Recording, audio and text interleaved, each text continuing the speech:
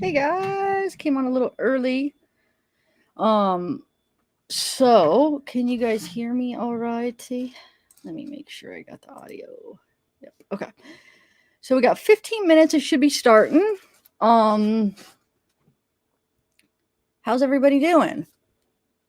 Man, my fan is blowing the hair in my face again. Hey, Scout Inquirer. I still got to get back with you. I will get back with you later today. I got your email. Hey, Kaz. Renee, Maria, Tennessee in the house. Hope Rains, Anthony Robinson. Actually, I want to see something. Oh, yeah. So, how's everybody doing? Are you guys ready? I'm a little nervous to what it's going to be. Oh, man. I'm trying to think which one I should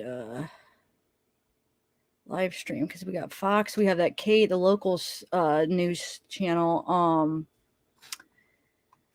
I don't know. I got them both ready. So I was gonna play a couple clips, but I'm nervous and I'm gonna just like especially when there's like a press conference, it's like I don't want to start something else and then I don't want to miss anything. So maybe I'll just wait. Hey, Weird Mom, Katie Baranda, what's up? I'm ready too. I'm nervous though because I don't know. I mean, what's gonna happen? I mean, what's gonna happen? I know what's gonna happen, but I mean, wonder what we're gonna find out. Like, what is the results? That's making me nervous. Oh wait, I have the wrong thing. Hold on, guys. So how's everybody doing this Tuesday? Hold on a second. I just wanna hold on one second, guys. I just want to see which one I'm going to go with. Give me one. I mean, I guess I could put on the one that they're talking about it right now. What do you think? Yeah, I'll do that. Hold on a second. So we could just start watching it. That wasn't the one I was going to play, but what the heck? Why not? Hold on one second. Let me just take this off. Share. And then we could just start watching it now so we don't miss it. I mean, nothing's started yet, but you know how they just discuss it or whatever. But I don't know if this is the one I should go with. Hold on one second, guys. Yeah, I'll share it right now, and then we'll decide if that's the one I should.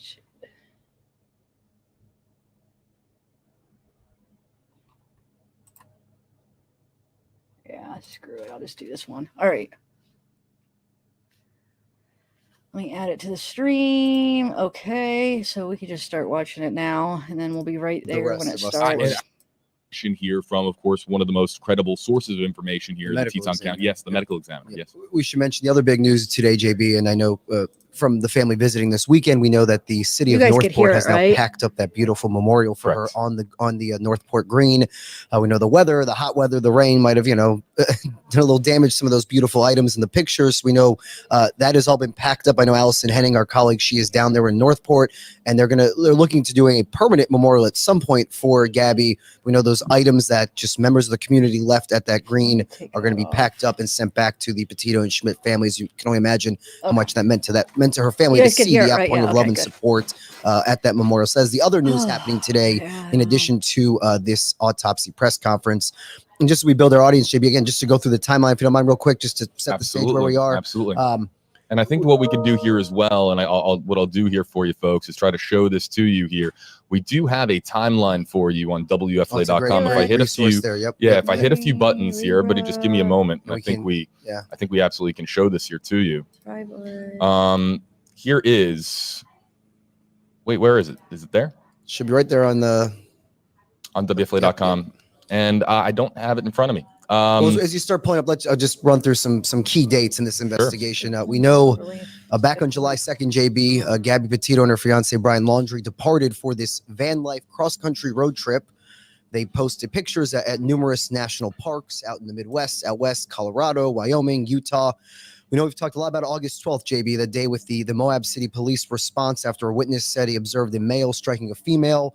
We know eventually they did not press charges. They separated the couple for one night. We've obviously seen the body camera footage, which was also difficult to watch, JB, just seeing how distraught and worked up Gabby was in that situation. We later learned, confirmed from the Laundrie family attorney, Stephen Bertolino, that from August 17th to the 23rd, Brian actually flew back here to Florida. We know also from court documents, piecing the timeline together, August 27th, that is the last day, sadly, that Gabby Petito was seen. And when we did the press conference a few weeks ago, JB, they said between August 27th and August 30th, that was when the FBI was still looking for witnesses who may have seen the couple at the Bridger Teton National Forest, where her body was later found. September 1st, that is the day Northport police tell us that Brian Laundrie returned to his family's home there in Northport. The van license tag was picked up on a license plate reader in the morning coming back into the city. So piecing the timeline, JB, September 6th through the 7th, we know the Laundrie family had a camping reservation at Fort DeSoto Park that is about 75 miles north of the family home in Pinellas County. We've talked a lot about that visit, who knew what and when the family went camping there. Then September 11th, JB, that's when this really started to become a major story when Nicole Schmidt reported her daughter missing to police in in Suffolk County, New York. We know 8 days later, JB, September 19th, the remains of Gabby Petito were found in the Bridger Teton National Forest. 2 days later, the medical examiner ruled this a homicide and positively identified her remains.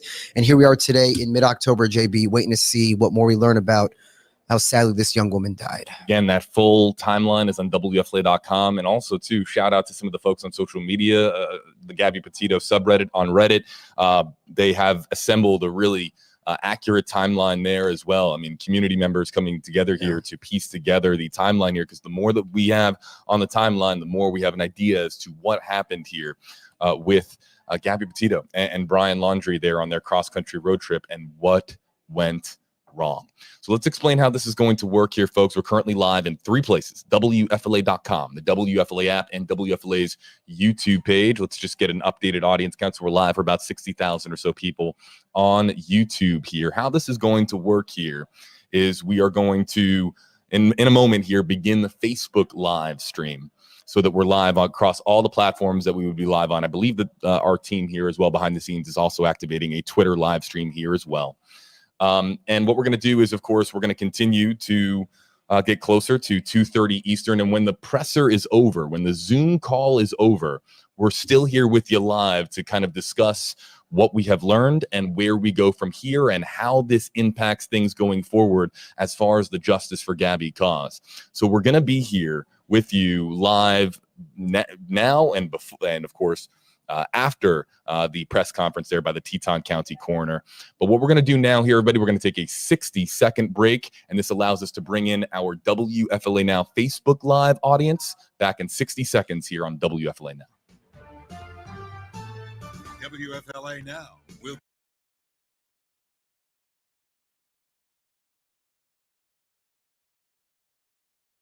Okay, I just muted it for a minute. I'm just still debating if if I want to do it through them, because there was this other local channel that I was going to go through. I don't know, guys. It's up to you who you want to watch it through. Fox is doing it too, but I had the other local channel up on here. I forget what it was called, K something. All right, so let me unmute it and see what. Oh, I don't like when there's music. Just because, what am I talking about? Oh, indecisive me over here. It's like, which one? There's like, there at least 3 of them I had up to go through. I don't know. This is fine. Okay, that's fine then. I'll just keep it here. Oh, thanks, Crime Powwow, new member. Yeah, thank you. All right, let's see if that music is over. By 1-800. No. Thanks for joining. I don't know. So do you think they might not give the cause of death? As I saw a couple of people say they might not even. I hope they do. That would be kind of, you hear the lawnmower, somebody's mowing. I hope they do. I mean, all right, let me unmute it now. Becker here with us at WFLA News Channel 8 here, your NBC station, 8 on your side here in Tampa, Florida, in the Tampa Bay area, of course, that we serve here, serving our viewers here on WFLA Now and across our various platforms here. Speaking of platforms, engaging a new digital audience here now. Hello to our Facebook Live audience here. We're now officially live on all platforms. And Justin, we are now about 6.5 minutes away from the scheduled start time of the Teton County Coroner calling a press conference, Dr. Brent Blue, to announce an autopsy ruling in the homicide death of 22-year-old Gabby Petito. Like we've been talking about, JB, this is kind of unexpected. We know this remains a federal FBI investigation at this point. I have my Twitter notifications set in case the FBI Denver office were to put any additional information out. But at this point, this is the coroner's office in Teton County, Wyoming, coming out to reveal whatever his office was able to uncover through the examination of Gabby Petito's body after her death. Like we've talked about some key dates leading up to today. September 11th, that Saturday evening, her mom reported her missing to the police in New York. 8 days later, JB, they found her body in the Bridger-Teton National Forest on the eastern boundary of the Grand Teton Range there. And then 2 days later, this coroner's office told us this is a homicide, but the cause of death was not released at this time. And here we are now on October 12th, eagerly awaiting this press conference at 2:30 Eastern time. So I get home last night, and it was my turn to cook. And I'm in my kitchen, and I'm literally I was saying this to our YouTube audience here a short time ago. I'm literally chopping carrots, and my phone just goes crazy. With of course the announcement that the Teton County Coroner has called a press conference for an autopsy ruling, that it was going to be held via Zoom, and I could not believe it, just because of the amount of federal experts, law enforcement experts, that have said repeatedly, over and over again, that they don't expect there to be a cause of death, or they expect to be a press conference in the Teton County Medical Examiner, from the Teton County Medical Examiner's office, simply because of the fact that this is an ongoing federal investigation. And I was trying to wrap my brain around. I have some notes here that I'm going to read here for our audience here, as we're again about 5 minutes away from 2:30 when that press conference is set to begin. So here, we'll show that to you here live here, folks. Dr. Brent Blue standing by here. This is the Zoom call there. You can see him in the way bottom left-hand portion of your screen here. You can see that he's on mute, just waiting for the top of the half hour here to get underway. We are also live here for you folks from, outside of the laundry home here. We do not know what kind of reaction that there's going to be here in the aftermath of this press conference here, keeping a close eye here, of course, on outside of the laundry home here in Northport, Florida. But as I was thinking about this, Justin, I was thinking about this a lot last night. And here's basically what I came to. I came to a conclusion that there has been one constant throughout this entire story, with Gabby Petito, with Brian Laundrie, with him being missing, with her homicide. And the one constant is this: it's to expect the unexpected at every turn. At every turn. The reason why this story has drawn the international audience that it has, in my opinion, of course, is Gabby, but also because at every turn, just strange oddities occur. Expect the unexpected. And here's what I mean by that as far as this entire process, okay? Brian Laundrie returns home September 1st without his fiance after a cross-country road trip across the country, and he returns home to Florida in her van. That was unexpected. Joe Petito, Nicole Schmidt try to reach out to Brian, try to reach out to Brian's parents, try to find out where's Gabby, and they don't return their phone calls, don't return their text messages. They cannot get a hold of Chris, Roberta, and Brian Laundrie. Unexpected. Police say they know where Brian Laundrie is in that press conference. Northport police say we know where he is. And then the next day, reported vanishes. He vanishes, or he had vanished at that point. Reported missing. That too, unexpected. The public and the media on the front lawn that night, when it was just a complete zoo there on the front lawn between media and people in the Northport community. That too was unexpected. Chris and Roberta Laundrie not asking publicly for help to find their son, not having that emotional press conference, asking the public, please help us find Brian. Yeah. That was unexpected. Cassie Laundrie coming out of her home to confront demonstrators and then doing interviews, and she's the only one within the family that has been vocal. Yep. That too unexpected. The report that came out that they went camping and had s'mores days after Brian Laundrie returned home from the cross-country trip. How weird and unexpected was that? Yeah. Chris Laundrie joining the search recently and going to Carlton Reserve and being there for about 2 to 3 hours. That was also unexpected. And now, so I'm thinking about this last night. Again, I'm chopping carrots, if you can picture that in my kitchen, and yet another just unexpected turn of events here. Expect the unexpected with this story, which is why we have no idea really what we're gonna learn here in this press conference from Dr. Brent Blue here live via Zoom here in moments. I think what you mentioned, JB, to our earlier audience, now getting more viewers here on Facebook, you've had some communication with the family, and this will not be a surprise for her parents. I think that is an important thing to mention, JB, that the family has been notified before Dr. Brent Blue goes public. Whatever findings he will release to us today. So I did want to mention that to our new viewers here as we count down just about 2 minutes away from this highly anticipated Zoom news conference with the coroner from Teton County, Wyoming. But yeah, JB, it's been really... We spent a lot of time the last few weeks kind of piecing together this timeline, not just leading up to the 27th when Gabby was last seen, but also that 11-day window, JB, between the 1st and the 11th. Like you mentioned, that camping trip that has drawn a lot of scrutiny. Who knew what when?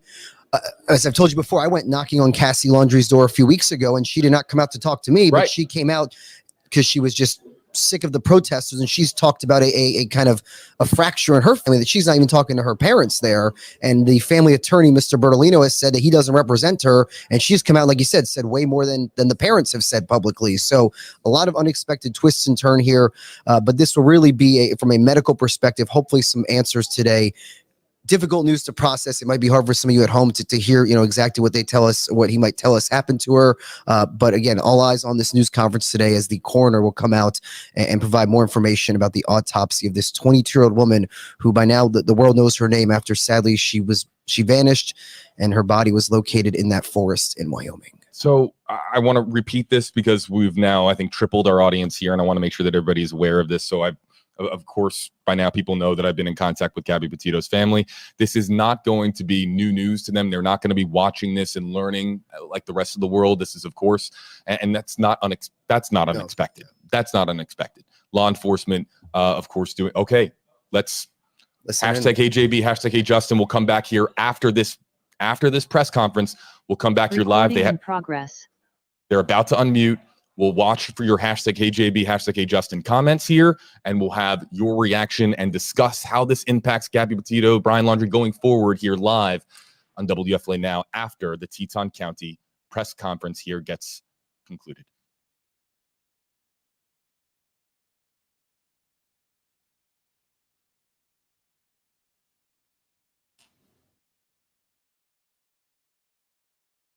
As of right now here, folks, we understand this is Dr. Brent Blue.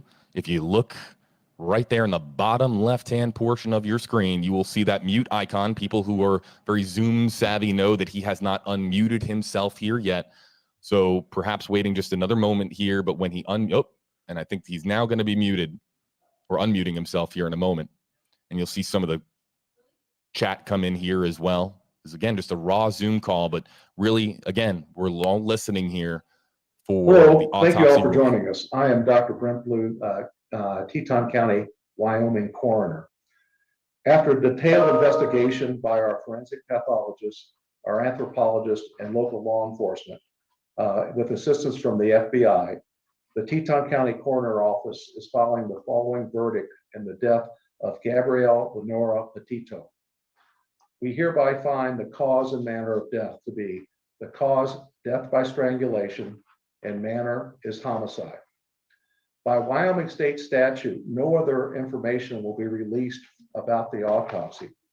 The only thing that is released in the state of Wyoming is cause and manner of death. I think they said they can't hear you. Just 1 second.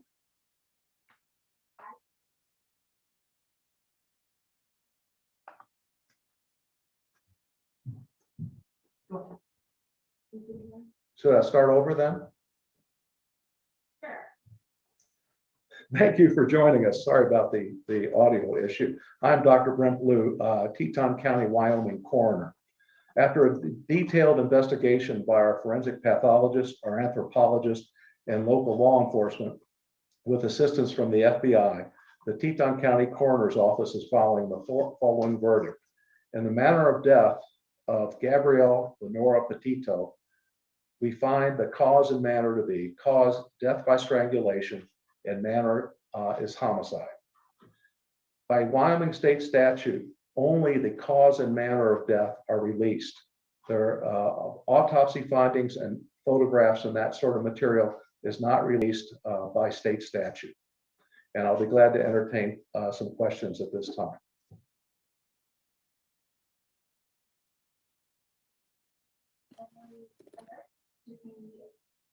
Hi, Brian. This is Alex with the News and Guide. Could you hear me? Yes. I'm curious whether you're able to pinpoint a date of death and when, and if you know whether or when Gabby's remains will be returned to her family. The remains have been returned to the mortuary here, and the mortuary is dealing with the family at this time as far as the disposition of the remains.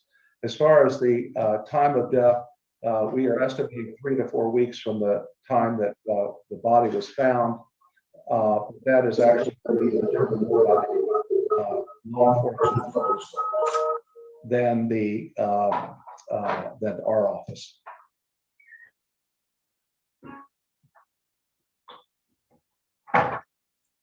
Chris Vivian, you are able to ask your question.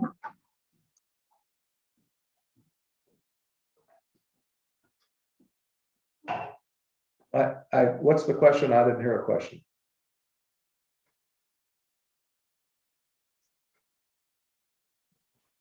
Chris, I believe that you are muted. If you can unmute yourself. Okay, it's John Walsh from In Pursuit with John Walsh on Discovery ID. Dr. Blue, thank you for your time. I think everybody in the world believes that Brian Laundrie killed Gabby. With your extensive work on the body, are you sure that it's Brian Laundrie? And will the FBI issue a nationwide homicide warrant now that they know the cause of death?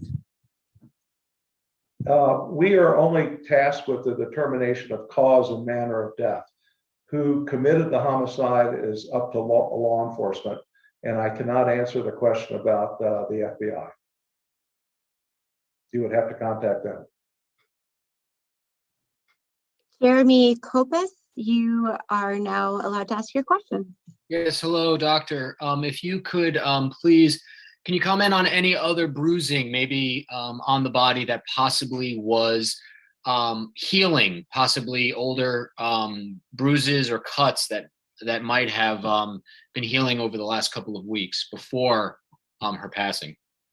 By Wyoming state statute, no other information about the autopsy is released, just the cause of death.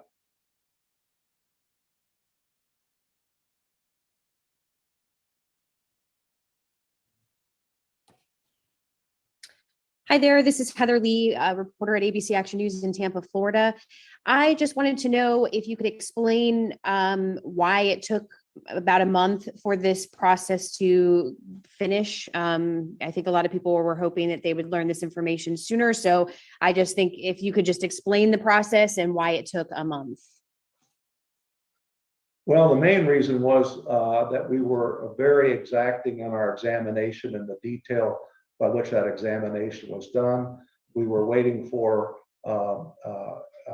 various specialists to come in and help us with this investigation. We were waiting on toxicology to be returned, and it was just a matter of making sure we had everything right. Thank you.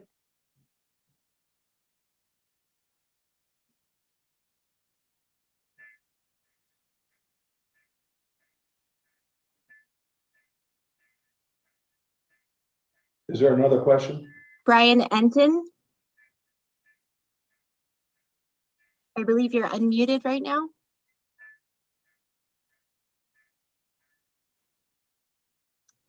Okay. Steve Fabian. Yes, hi, doctor. How are you? I am curious if any DNA samples were taken from Gabby's remains, and also if the body was intact. Are you able to tell us the condition of Gabby's remains? I can tell you the DNA samples were taken by law enforcement, and all I can tell you about remains is that the body was outside for 3 to 4 weeks.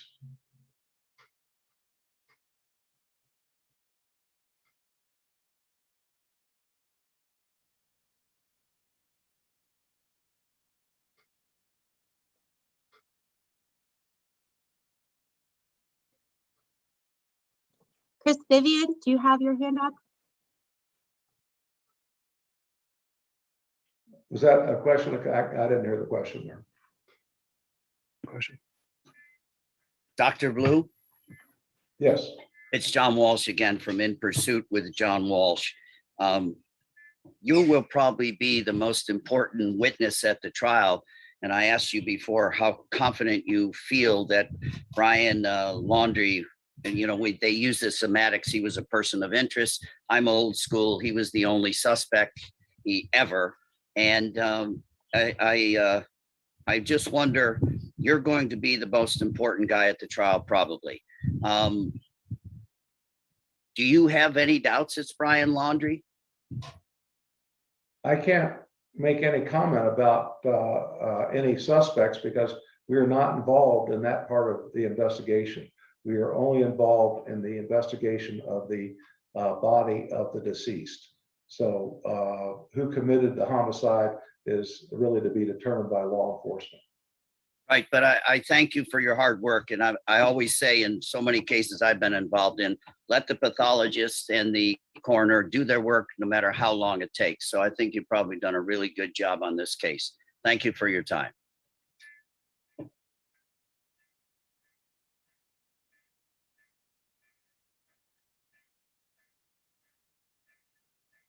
Hey there, doctor. This is Rochelle Aline with ABC Action News in Tampa. Just a quick question. Can you kind of walk us through the process to how you arrived at this specific manner of death? In the state of Wyoming, there are 4 possibilities for the manner of death. They are homicide, suicide, accident, and natural. And those are the 4 choices. When we do an investigation, we look at the crime scene or the scene of the death, the scene of the body, the condition of the body, and findings at autopsy and toxicology. And that is how we arrive at the manner of death. So it really depends on lots of different circumstances. Dr. Stephen Fabian again from Inside Edition. Can you tell us if the body was buried when it was discovered or if the body was on the surface? I can't tell you that. That's would be something you'd have to ask the FBI because we're not allowed to release that information.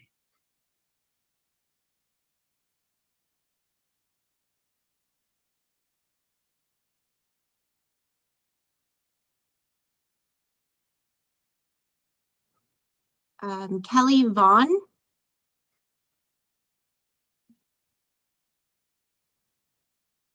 Do you have a question, Kelly Vaughn?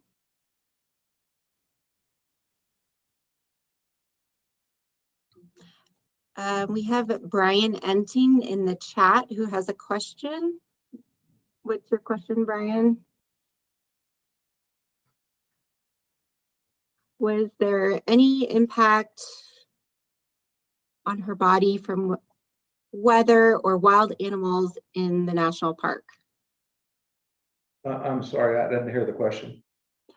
Was there any impact on her body from weather or wild animals in the national park? All I can really comment about that is that her body was outside in the wilderness for 3 to 4 weeks.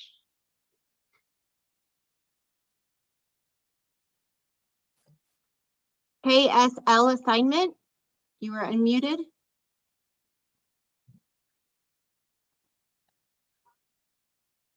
KSL assignment. Hello, Dan Rascone here from KSL TV in Salt Lake. Dr. Blue, can you tell us at all whether or not was it believed that she was murdered there at that location, or is it any indication that her body was drugged there or taken there, or can you give us any indication there? I can't comment on that. That would be something you'd have to speak with the law enforcement or the FBI.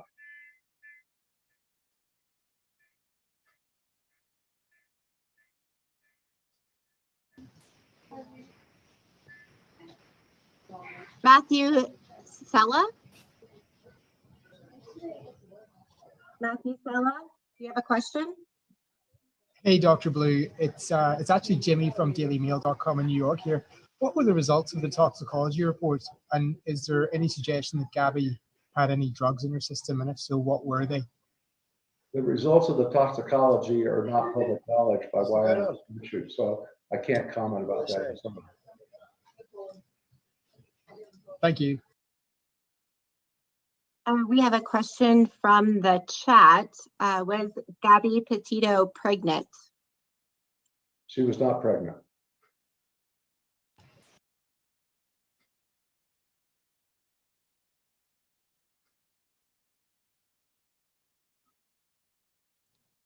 Thomas Taupe. Hi, doctor. My question, did you seek the advice of a forensic entomologist or forensic botanist during the course of your investigation? The FBI has sent materials to a forensic entomologist.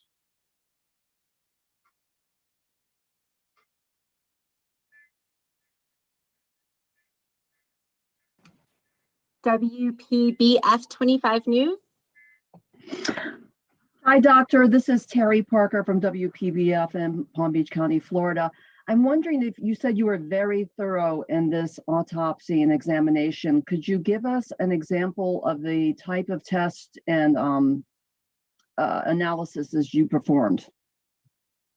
This autopsy included a whole body CAT scan, a examination by a forensic pathologist, an examination by a forensic anthropologist, and toxicology evaluation. So we pretty much covered all the bases. Jeremy Kopis. Yes, doctor, thank you for taking the question again. You mentioned that strangulation is the cause of death. Can you talk about how you came to that conclusion? I cannot. That is part of the autopsy findings and is not discoverable by Wyoming statute. Was there any other cause of death that was a possibility in this case? Well, we look at all causes, all possibilities when we try to determine cause of death, but this is the cause of death that we determined. I have a question from chat.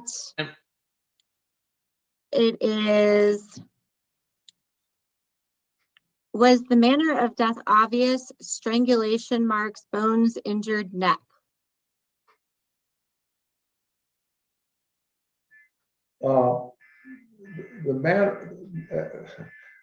Nothing is obvious in a situation like this. So detailed analysis was used both to determine manner and cause of death.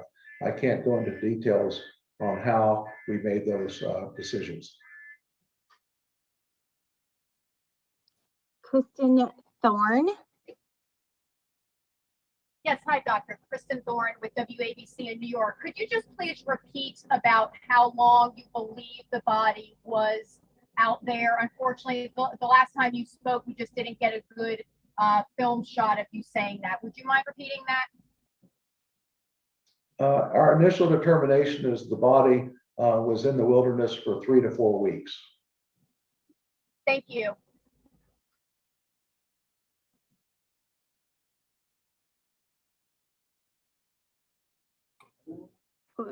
Jorge Fitzgibbon.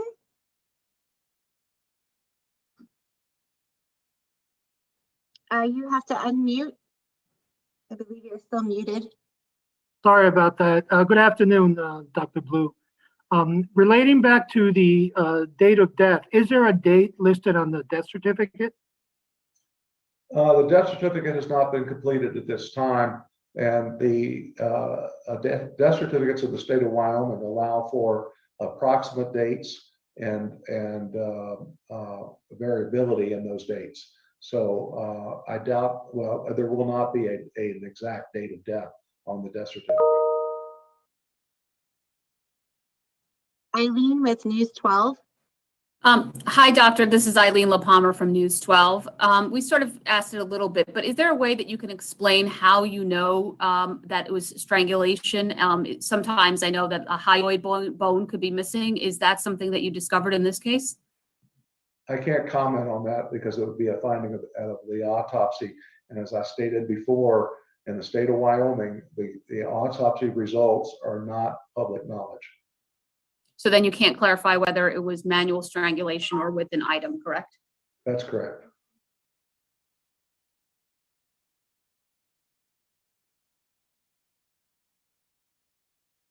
Michael Ruiz. Thanks for making time for us, doctor. Was the entire examination conducted at your lab in Jackson, or was Gabby Petito's body shipped to another facility? The examination was done entirely at our board in Teton County, Wyoming.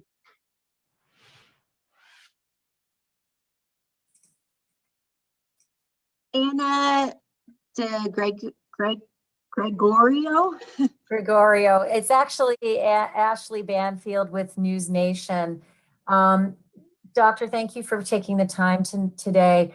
Can I ask you if from the very beginning of your process, was it obvious that the cause, not the manner, that the cause was strangulation and that you just needed this time to prove it out?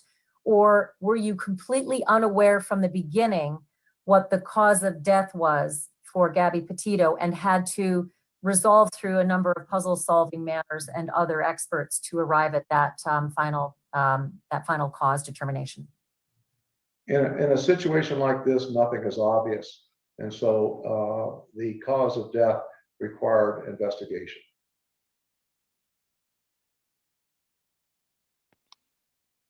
We have a William Walkie.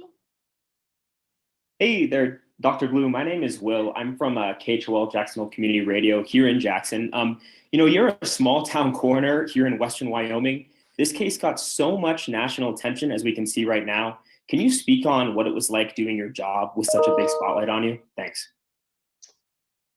Well, it was quite the media circus and continues to be. Unfortunately, this is only one of many deaths around the country of people who are involved in domestic violence. And it's unfortunate that these other deaths do not get as much coverage as this one. I'm assuming that because the deceased was a blogger, that this received more coverage than others. But there are a lot of both men and women who have lost their lives that aren't covered with this kind of media attention. Francis DeFiore. Yes, hello. This is Francis DeFiore from the Port Charlotte Sun. I just want to go back to my previous question, although I imagine your response. Is there anything you can tell us about how exactly you determined it was a 3 to 4 week period for death? I can't go into that kind of information at this time. I understand. Thank you very much. Folks, this is JB Buno on WFLA Now. We are going to go back to the Zoom call here in just a second. We do have an update from the attorney of Brian Laundrie. Stephen Bertolino has issued a statement. That's coming up here next. Question, then. We have the Snack Squad. Hey, this is Andy Mercado from Mercado Media. Could you go over the length of time the autopsy report took? And thank you for your time, Dr. Blue.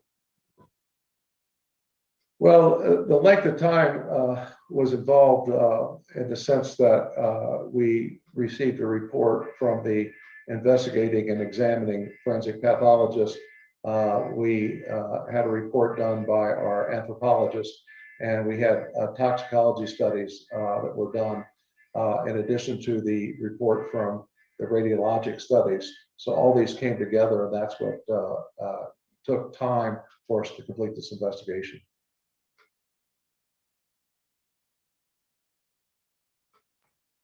Hi, doctor. Could you speak to the state of decomposition, and did that at all hinder your investigation?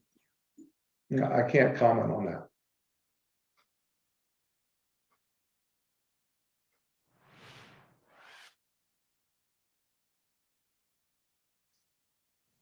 Dr. Blue, would you like to take any more questions?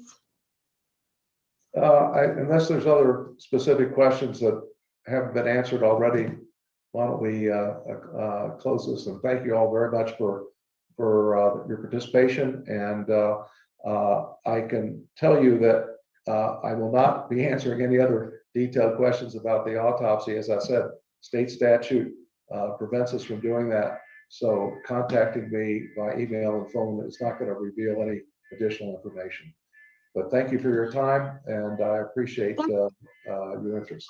Dr. Blue, I have one more question.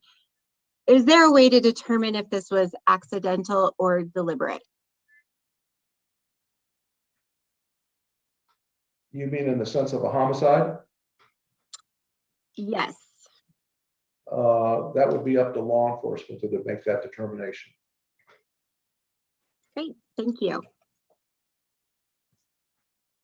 Again, thank you all very much for your time.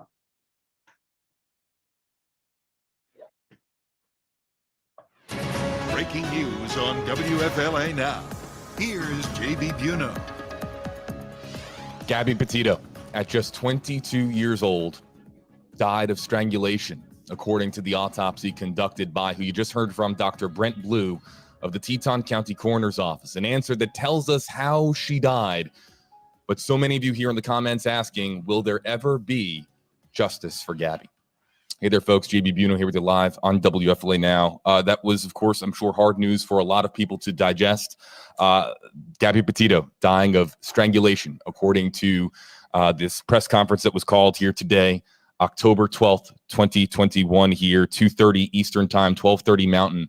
And you just heard from Dr. Brent Blue here, but we do get a really couple of key pieces of information here from Dr. Blue. And I want to start here, Justin, if we can. Frozen up, buddy. Oh, you are frozen. Yes. Let's get that fixed. Let's get that fixed for a lot of new information to go over. Yeah. So let's fix the camera for Justin, and then we can get him back. And now he is back. There we are. Okay. So the key piece of information, Justin, 3 to 4 weeks. 3 to 4 weeks. Again, the main headline, the cause of death, according to the Teton County coroner, is strangulation.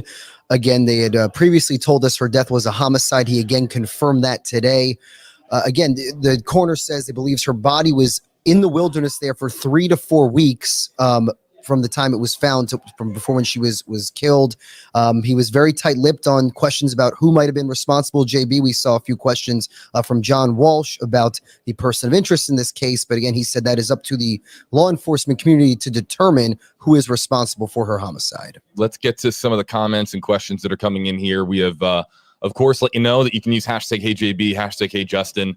We're live across all of our platforms right now, WFLA.com, the WFLA app, WFLA's Facebook page, and WFLA's YouTube page as well. Hello to all of our interactive audiences here. So let's get to some of the comments and questions that have come in here over the last several minutes. And I want to get right into it. From Kim Brower here, hashtag HeyJB. If the time of death is 3 to 4 weeks, let me explain Kim's comment here, exactly what was said here. So from the body being found, that was September 19th is when the body was discovered there. Correct. The remains that, of course, then they would go on to confirm, match the description, and then was, in fact, Gabby Petito. It was 3 to 4 weeks before that Gabby Petito died of strangulation. And those dates are, so within that 3 to 4 week time window now, that makes it August 22nd to August 29th. But I'm going to bring up here, I'm going to read Kim's comment here, then I'm going to put it away because we're going to get to the timeline here. And I see Walt Buteau is hanging out. And Walt, if you'd like to sit down, you're more than welcome to sit on a mic if you'd like. We're kind of all just kind of processing this news here in the newsroom. Kim Brower, #KJB. If the time of death is 3 to 4 weeks, that means that he killed her right after being separated. Could this be why he came home for a week to get his exit prepared? And this is just one of the different types of comments that we're seeing out there.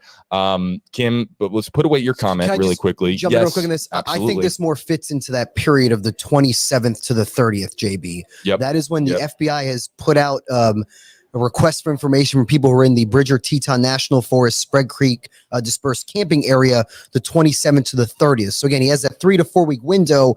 I'm still honed in on those days, the 27th to the 30th. He was also asked about whether an actual date of death will be put on her death certificate.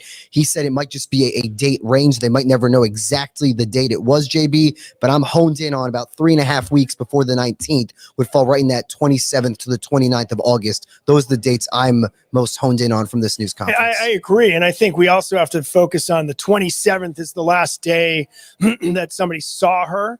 The 27th is the last day she texted her mother. And the doctor, the coroner also pointed out, under Wyoming law, he doesn't have to put a date on there. He can put a date range. And again, and by the way, the 27th is also the day that the van was spotted by the video, the woman from Spring Hill, right?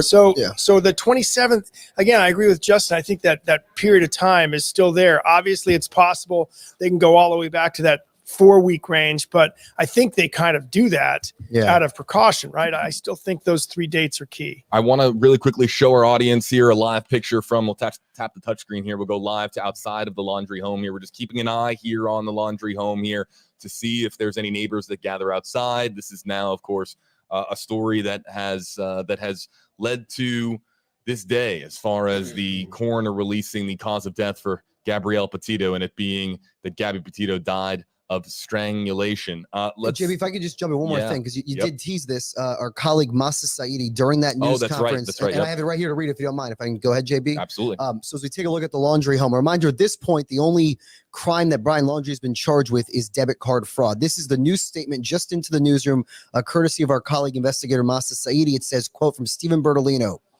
Gabby Petito's death at such a young age is a tragedy. While Brian Laundrie is currently charged with the unauthorized use of a debit card belonging to Gabby, Brian is only considered a person of interest in relation to Gabby Petito's demise.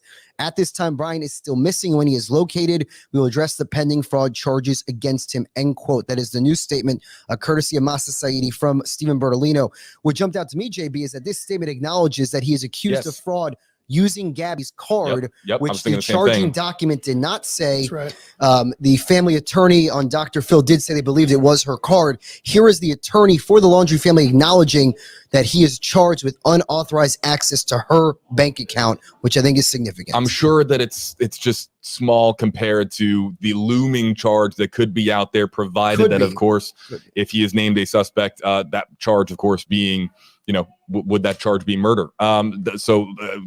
Debit card, that charge of use of unauthorized access devices of an amount aggregated to more than $1,000. That's probably really small time compared to, of course, what could be around the corner here. But again, we got to stay rooted in reality, because listen, Stephen Bertolino is 100% right. I know that there's a lot of comments here flying up and down our screens here from YouTube and on Facebook right now.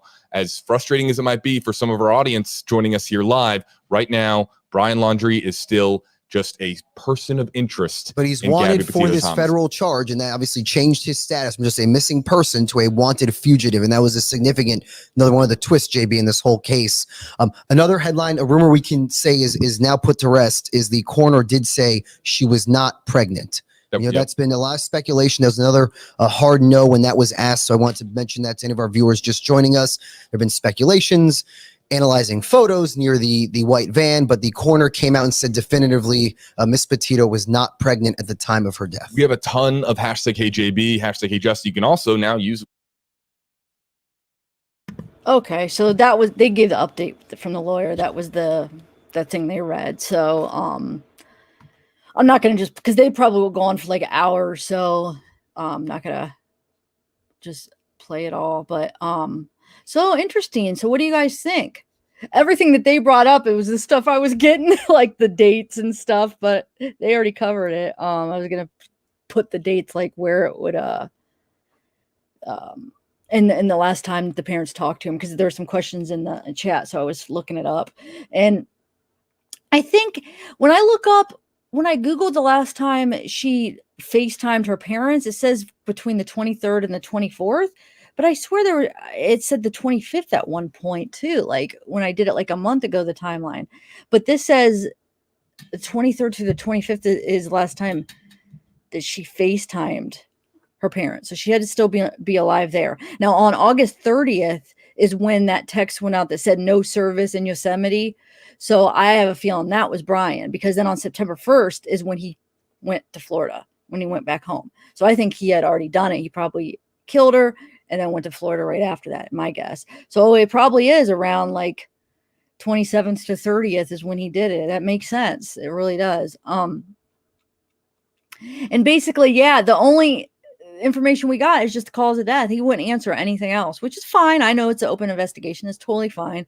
But it's like those questions were pointless because, except he did answer about her being, if she was pregnant. So yeah, I guess it's not an accident. Remember, we all were like, what if it was like an accident and he pushed her and she like fell off a cliff or she fell or something? Well, strangulation is no accident. So this was a deliberate thing here. So she, I know, and then steals her money. Yeah. Ugh. Okay. So this says, see, this timeline says FaceTime call. Oh, it says FaceTime call between the 23rd and 24th. So maybe 25th was when she actually called him. And it says the last post on her Instagram account was the 25th, August 25th. So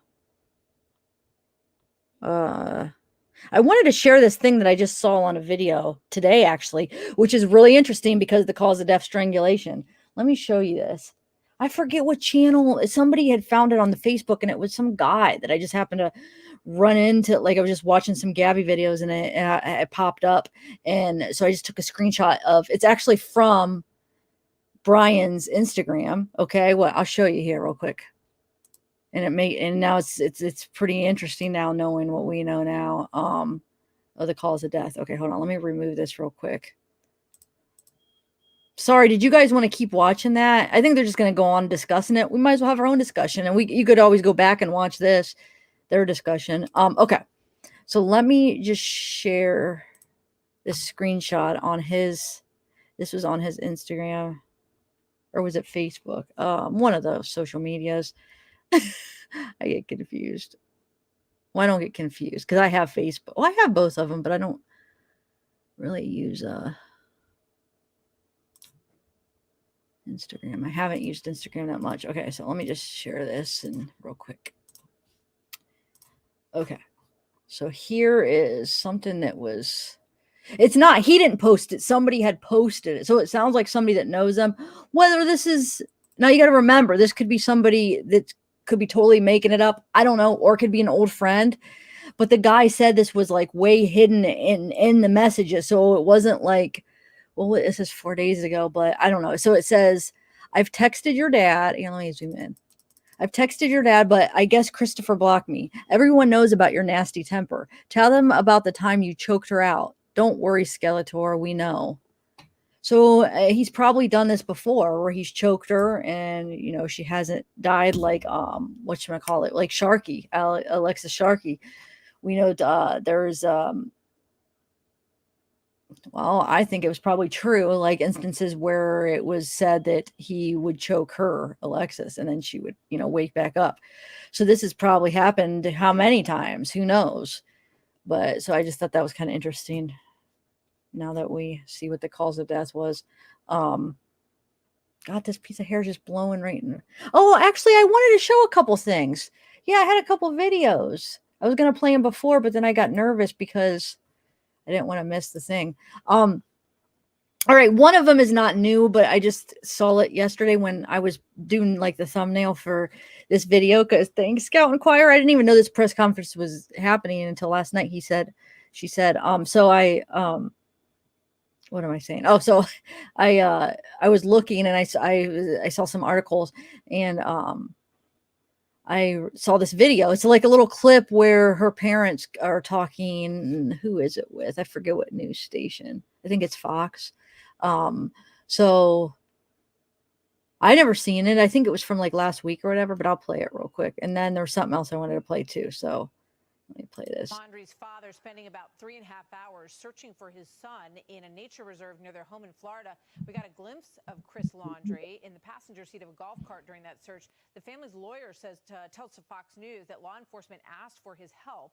Meanwhile, Gabby Petito's family is speaking to Fox News about the manhunt for Brian Laundrie and the heartbreak of finding out that their daughter was killed.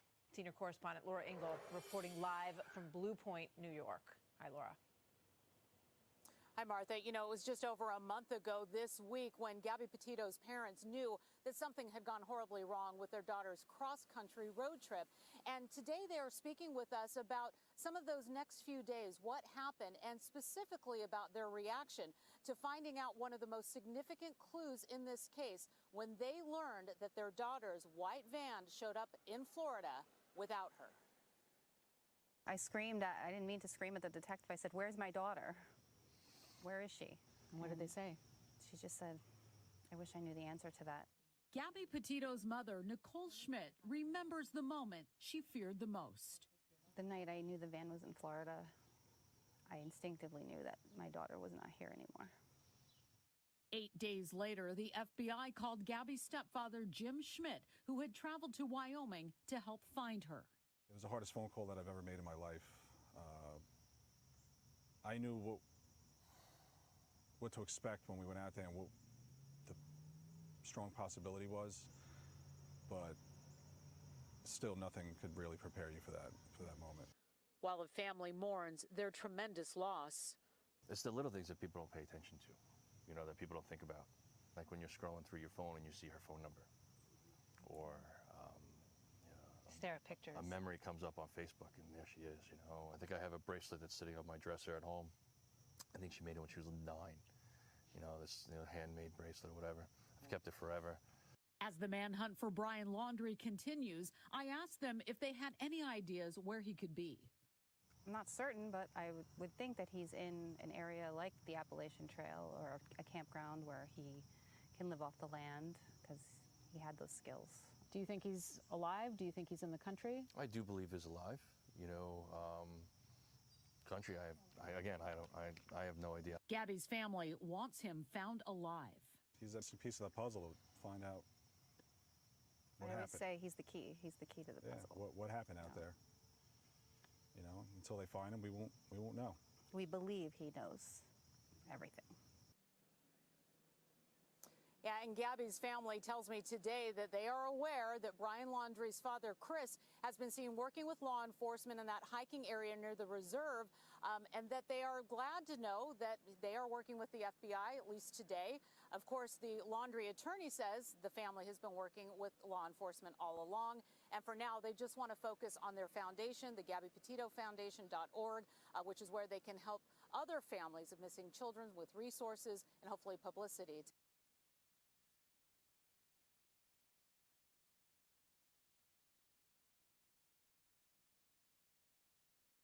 Oh, that cut out because I included that last clip because she talks about the fund or the what is it called? Oh my God, I can't even think of the word for it. The thing that the parents set up and it gives like the link. Wonder why that cut off there. Huh. That's weird. I wanted to include that. Well, anyway, foundation, yeah. I couldn't even think of the word. Thanks. You guys are my Google. Like Bella said, you guys are my Google. If I have a question, you guys always help me out. And then I ran into this video from Facebook about, like the international sign for like help, where you go like this. Well, there's this cool video I found on Facebook that I wanted to play. So, to get the word out and try to share it to people so people know, because it only works real well if everybody knows the sign, So I just added some music to it. So I'm going to play it for you guys. And then I might make like a short pre-recorded so you guys, maybe we could share it all around and get it shared so more people have this and more people know about it. So here it is.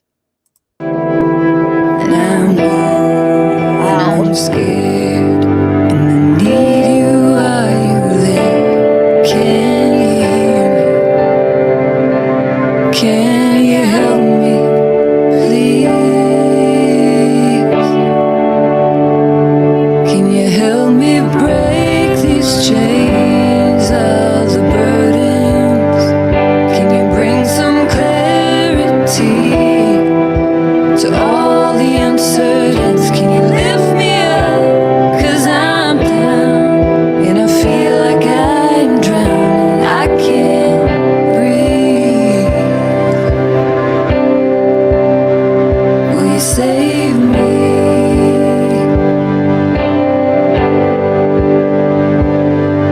I know what I should do. Seems so logical and so simplified. Recipe? Sure. It's actually my mom's banana bread recipe, but it's pretty foolproof and super easy. Well, I really appreciate it. I know your mom's a great baker, so should be good.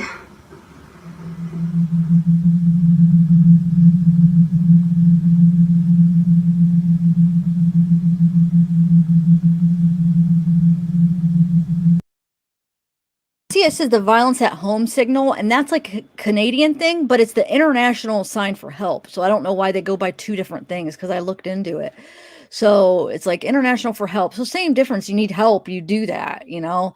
And then Canada's it's called well, what did it say? The family violence or violence at home, but basically it would apply either or. You know what I'm saying? If you do that, you need help and you're in trouble, you know, and it's something where you can't actually vocalize it. So yeah, it's pretty important that everybody knows that, so it works better if everybody knows, because if nobody's knowing what that is, then, you know, so I think it's getting out there, you know, with YouTube and stuff. A lot more people are learning. So hey Bridget. Powell.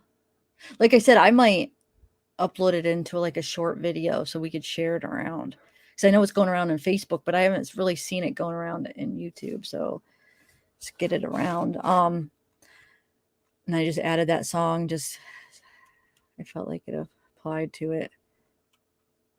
They had another song, but it was on Facebook, so I didn't know if it was copyright, you know, free or whatever. So I added my own song. But yeah, so now we got to focus on finding Brian. It's only a matter of time. Actually, I saw. Do you guys think he might be on the Appalachian Trail? Because her mom said something, and then I saw a post on Facebook here. I want to show you this post. That got me thinking. Is that where everybody thinks he might be? Hold on, let me share this. What do you guys think? So it says, I have some questions. This is a post somebody posted on Facebook. Seems to me like a lot of y'all are using Twitter, Facebook for your updates. There's now astounding number of people in this group that really believe Brian is hiding in his parents' home.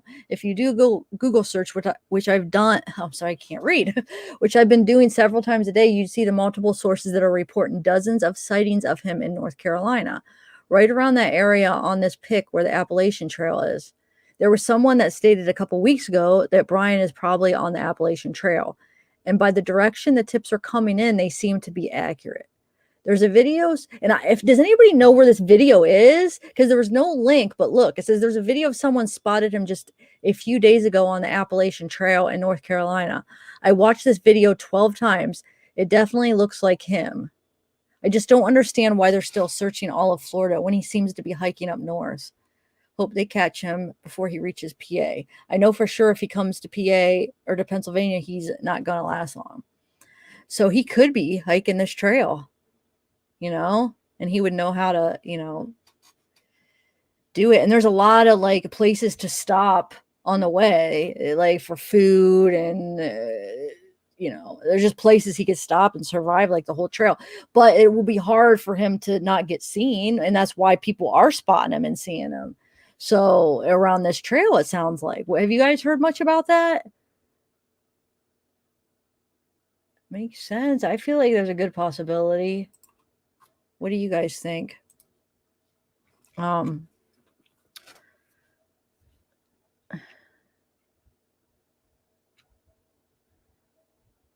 no, she wasn't pregnant. Yeah, she's not pregnant. Yeah, Connie, I'd like to see that. Oh, really, Batman? Which one? Yes, definitely, man. Well, not if he's going, if he's stopping and getting food on the way, because there's a lot of stores and restaurants he could stop. I mean, if he has money, but then he's risking being spotted, but people are having sightings of him, so I don't know, because you go on that trail and you could survive, like sometimes up to a week. Well, it depends how much food you bring, but it'd probably be easy to bring like a week's worth of food, and then you go to the next town as you're, hiking and get some more food. So he would, I don't know, unless if he's a good hunter and he's hunting somehow and really living off the land. But if not, maybe he's just sneaking into and risking it and somehow getting to stores. But then, all the stores have video surveillance. So you would think, but they might be looking in the wrong spots. They're looking in Florida probably for video surveillance and stuff like that. Are they looking up if he's going up the Appalachian Trail? Maybe now, because there's been sightings. I don't know. But he might run into the wrong person on that trail, because a lot of people hike that trail, run into the wrong person, and it'll just take justice into their own hands, maybe. And it's probably like to a point where people are like, was that him? I think it was him, but they don't know 100%, because he probably might look a little bit different. Maybe he grew his hair, whatever, to kind of look a little bit different. So I don't know. I mean, he not really, like, if he goes into stores somehow and keeps getting food, and I don't know how he could keep getting a supply of money, because I'm sure they're watching his parents. I was just thinking about that earlier, or I think last night I was thinking about this. Like, his parents can't be sending him money, right? Because they're probably watching like their bank accounts, or if he's like, what is that called when you, oh my God, I can't even think of words today. When you send money, oh my gosh, I've done it too. Wire money, or like trying to think of a way that they could do it without being tracked. But I think these days, I mean, I'm sure the FBI are watching every move they're doing. So for them to be sending Brian any more money, unless if they gave him enough to survive a while before he left, I don't know. But he's risking, going into stores, or maybe maybe he met somebody, maybe he met a friend and he has them going into him, and who freaking knows? Unless if he's hunting or something. I don't know, guys. How long has he been out there now? So September 19th is when they found her. So when was the last time when did they say he left, you guys? It was September like 15th, 16th. Remind me. And what is, so about a month. So I'm guessing probably about a month he's been out there. So, oh, he definitely could still be alive, guys. But Morky, we don't know. I mean, he might have made it to stores. I mean, hasn't there been spotted in stores? He might have, loaded up on supplies a couple times. I mean, you never know. And he probably has all the camping equipment. And I mean, you could survive in if you know how, and you have the right equipment. So I don't know, guys. I guess we'll see. Hopefully they do catch him soon. Campground on the 8th. Okay, so it's the 8th. Wait, I thought. Okay, wait, you send it to me just now? Like, you want me to check it before it's over, you mean? Let me see.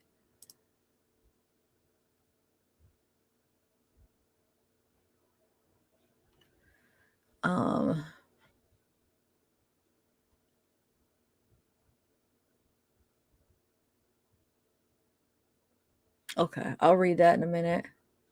Because it doesn't seem like it's something that you want me to share, right? Like I wasn't sure. That's why I checked it, because I didn't know if it was something it was like you wanted information to share, but it looks like it's just a personal one. I'll read it after.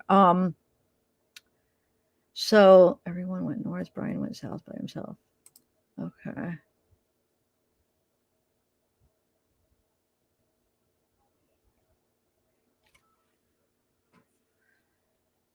Yeah. I mean, if he is hunting, he has to have some kind of like a gun or whatever, some kind of way. But I don't even know. I still think he could be loading up on supplies every couple weeks, maybe.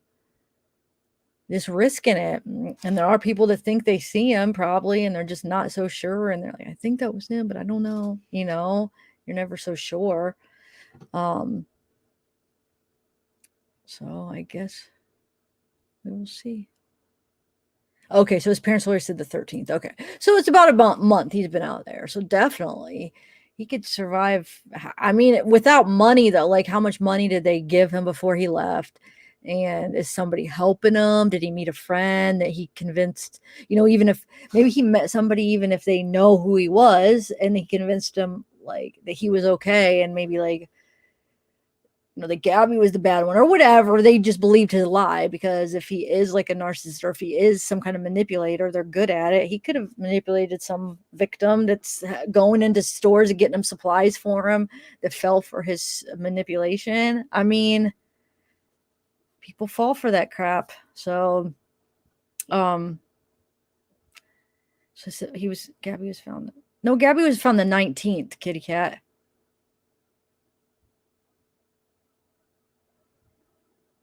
Wait, so she was reported missing. And she was reported missing. No, September 11th. Oh, see, I think you're confused. Okay, so she was reported missing September 11th, and she was found September 19th. So it does make sense. Hold on one second. Let me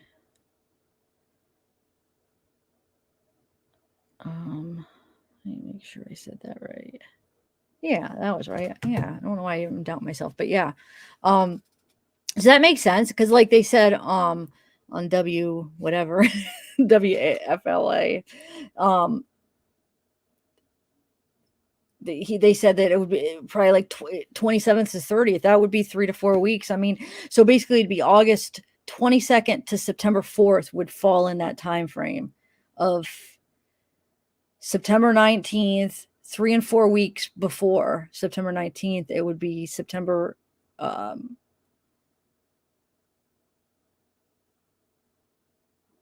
I'm saying that wrong. August 22nd to September 4th would be the time frame. So yeah, it definitely makes sense. That actually makes a lot of sense after I thought about it. At first I was like, wait, and then when I got all the dates straight, it was like, yeah, that makes sense. Dragonfly, what's up? All right, guys. Well, I think I'm gonna end this. Nomadic static account thinks this.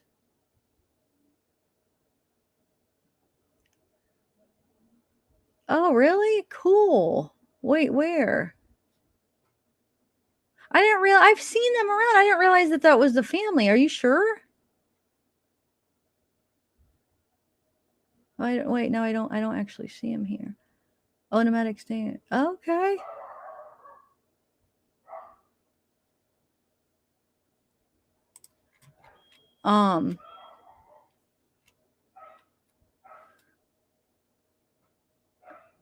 All right, guys. Are they? Is that really them? Wow, I didn't realize that. Here's Zeke barking. All right, guys. Well, sorry, I'm just looking back. He didn't leave the camera on the 8th. All right, guys. I think I am gonna end it, but thank you all for coming out, and yeah, it's crazy. Wonder what his parents thought when they announced that.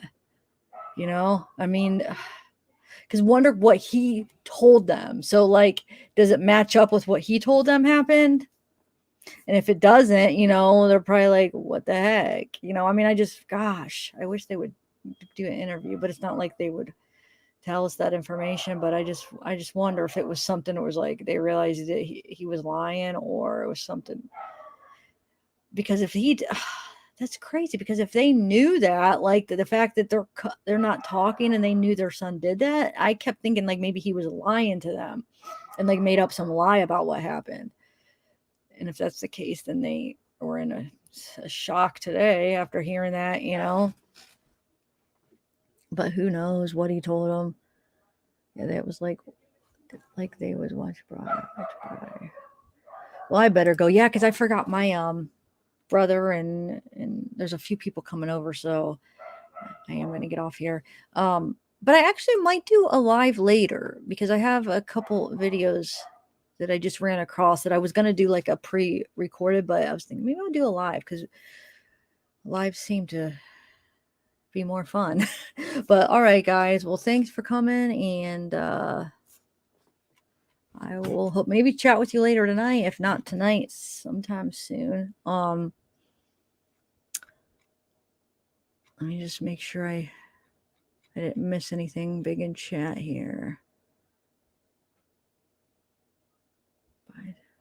Bye, Sandy Beach.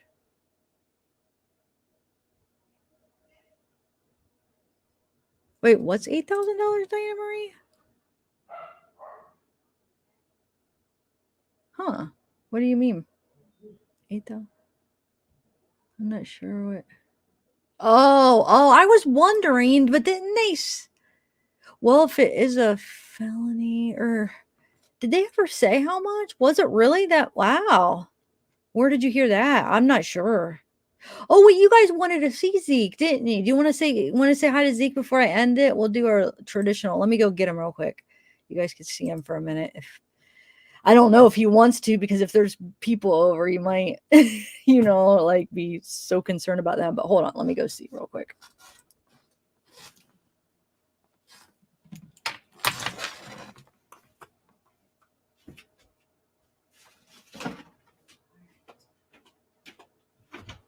Zeke, come here, buddy.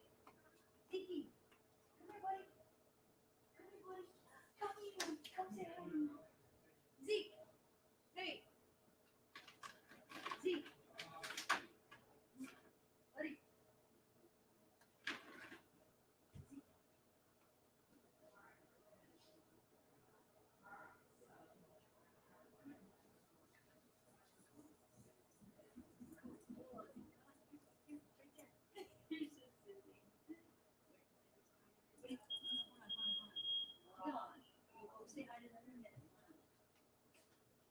We'll go downstairs.